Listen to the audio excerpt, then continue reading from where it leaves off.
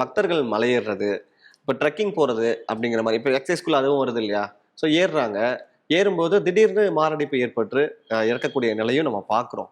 இது எதனால ஏற்படுது? இது முக்கியமான கேள்விங்க. இப்போ நம்ம நடந்து போறோம். ம். இதயம் வேலை செய்யுது. ம்.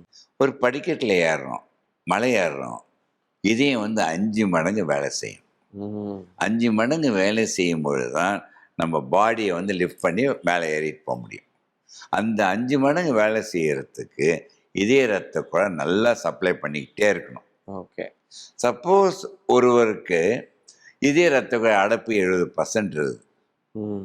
75% இருக்குது. அவனுக்கு தெரிஞ்செல்லாம் பண்ணிட்டு மலை ஏறும்போது என்ன ஆயிடுதுன்னா, அந்த அடைப்பு ஒன்றே கூடாது.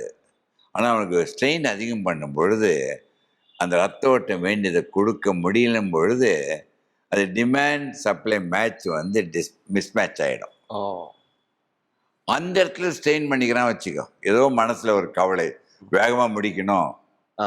பக்தர்கள் கூட்டம் இருக்கும், என்ன பண்ணுறது எதோ தெரியலன்னு சொல்லும் பொழுது, அந்த இடத்துல சின்ன கிராக் வந்ததுன்னா, அந்த கிராக் டக்குன்னு கிளாட் பண்ணிடும். ஓகே. ஸோ நிறைய பேர் அந்த டைமில் இறக்குறது கூட காரணம் ஸ்ட்ரெயின் அதிகம், அவங்களுக்கு இருந்த அடைப்பு தெரியாது, ஆர் இந்த மாதிரி கிளாட் வர்றது.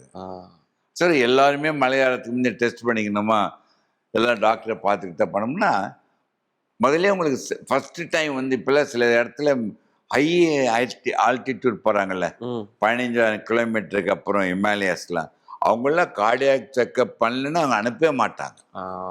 பட் ஒரு ஸ்டேயில் நம்ம ப்ரிகாஷனராக ஓகே, இந்த டெஸ்ட்டை மாதிரியே சொன்னேன்ல, 5 வருஷத்துக்கு ஒரு பண்ணோம். உங்கள் டாக்டர்கிட்ட ஏதாவது சிம்டம் சில டெஸ்ட்டுகள் பண்ணிக்கிட்டாங்கன்னா, எதுவும் இல்லாத போது தான் அந்த மாதிரி டெஸ்ட் ஏறணும். அதான் முக்கியமானது.